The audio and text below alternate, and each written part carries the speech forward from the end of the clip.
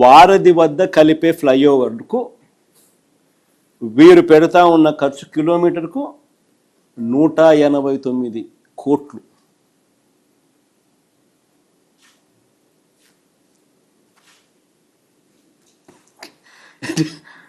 నిజంగా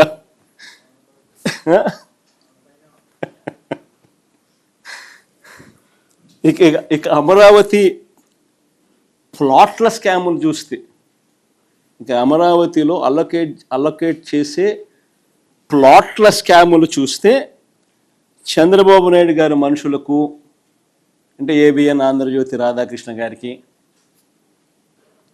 అశ్వినీ దత్ గారికి, బలుసు శ్రీనివాసరావు గారికి,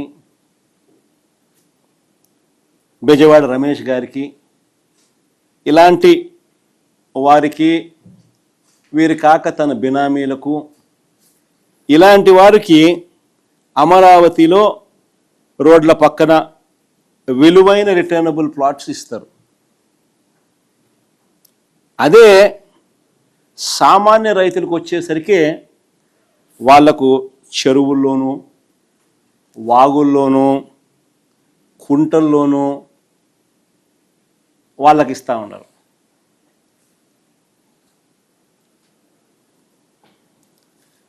అసలు ఏమిటి అన్యాయము? మొదట తీసుకున్న 50,000 ఎకరాలకే దిక్కు లేదని రైతులు అంటూ ఉంటే, ఇది పరిస్థితి అని రైతులు అంటూ ఉంటే, ఈ 50,000 ఎకరాలు సరిపోవని ఇంకొక 50,000 ఎకరాలకు రైతులను ఇబ్బందులు పాలు చేస్తూ, వాళ్ళు ధర్నాలు చేస్తూ ఉన్నా కూడా లెక్క చేయకుండా వారి దగ్గర నుంచి బలవంతంగా లాక్కునే కార్యక్రమం జరుగుతూ ఉంది. ఇప్పుడు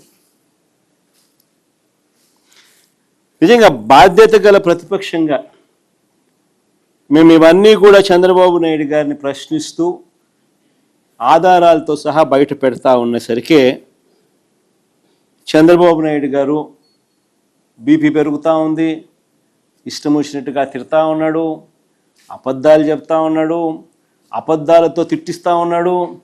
ఆయన మంత్రులు అందరూ కూడా ఆ తిట్టించే కార్యక్రమం ఏ స్థాయికి పోతా ఉంది అని అంటే, అబద్ధాలు చెప్పే కార్యక్రమాలు, కుట్రలు చేసే కార్యక్రమాలు ఏ స్థాయికి పోతా ఉన్నాయి అని అంటే,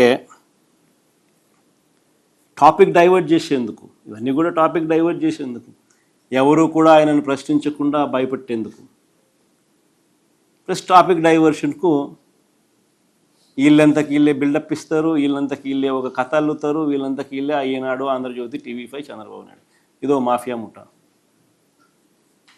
వీళ్ళు ఏమనుకుంటే అది ఒక అబద్ధాన్ని వీళ్ళే బిల్డ్ చేస్తారు, ఆ అబద్ధం మీద వీళ్ళే దొంగ సాక్ష్యాలు, కేసులు కూడా వీళ్ళ అధికారుల చేత పెట్టించేసేస్తారు.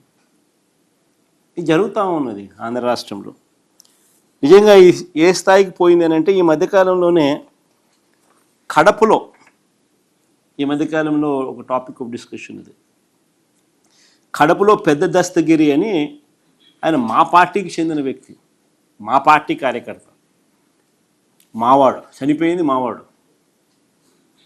మా పార్టీకి చెందిన కార్యకర్త చనిపోతే మేం బాధపడతాం.